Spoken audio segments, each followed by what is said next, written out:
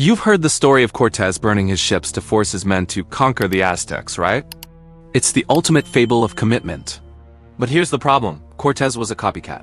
The original master of this strategy was a tyrant named Agathocles, 1,800 years earlier. And he knew something Cortez didn't. Simply destroying your safety net isn't enough to guarantee success. You have to sanctify the destruction. Agathocles didn't just burn his boats, he tricked his army into believing the gods wanted them burned. He turned a suicide mission into a holy destiny. Today on Thought Trek, we are going to look at the double cross of Agathocles. I'm going to show you how to use his sacred vow strategy to destroy the safety nets that are secretly ruining your life, and how to alchemize your panic into pure power. Welcome back to Thought Trek. This week our theme is the alchemy of autonomy. We are exploring the dangerous idea that true capability is only unlocked when retreat is literally impossible. We're calling it the death ground strategy. Most people keep a plan B because they think it's smart. History tells us that plan B is actually a mental anchor that rusts your edge. Today, we travel to 310 BC to watch a Greek tyrant prove that when you remove the option to go back, the only way out is through. The year is 310 BC. Agathocles, the tyrant of Syracuse, is losing a war. His city is under siege. In a desperate gamble, he slips through the enemy blockade with 60 ships and 14,000 men. He sails straight for the enemy's throat, North Africa, Carthage. When they land, the men are terrified. They are outnumbered, exhausted, and miles from home. They start looking nervously at their ships, their only safety net, their only ride home if things go wrong. Agathocles sees this.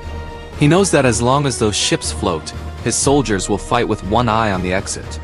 They will fight to survive, not to win. So Agathocles orders the ships to be burned. But here's the genius twist, the alchemy. He doesn't just say, "I'm burning these so you fight harder." That would cause a mutiny. Instead, he plays chess on another level. He stands before the troops wearing the robes of a priest.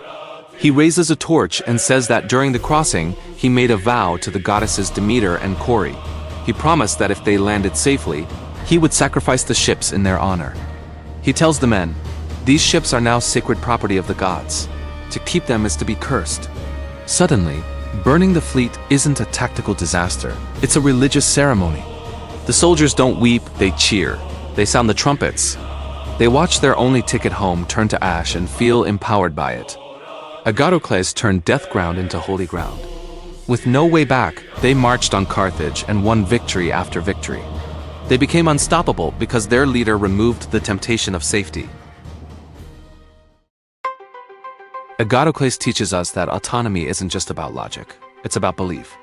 You keep your safety nets, your dead-end job, your toxic relationship, your bad habits because deep down, you don't believe you can survive without them. You need to train your brain the same way Agathocles trained his army.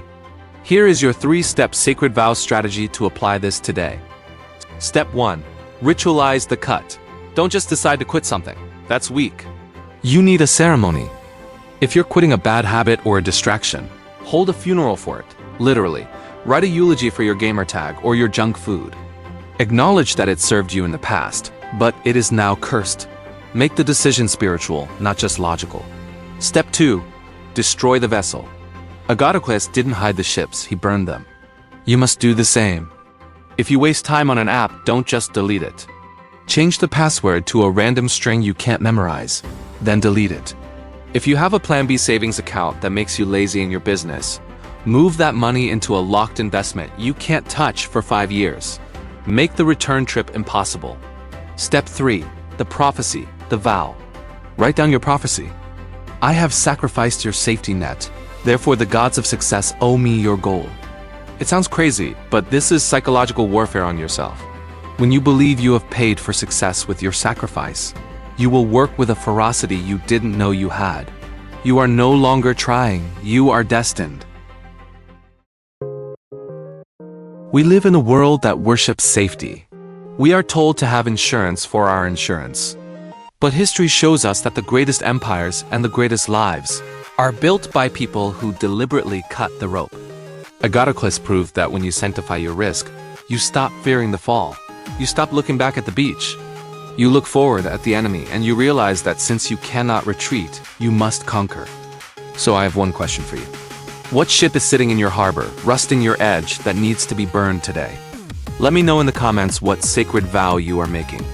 If you want to see this philosophy in action, don't miss today's and tomorrow's 2-part story time. It's a cliffhanger you won't want to miss. Hit that like button, subscribe to join the trek, and ring the bell. Thanks for watching Thought Trek. Remember, the fire that burns your bridges is the same fire that lights your way. See you next time.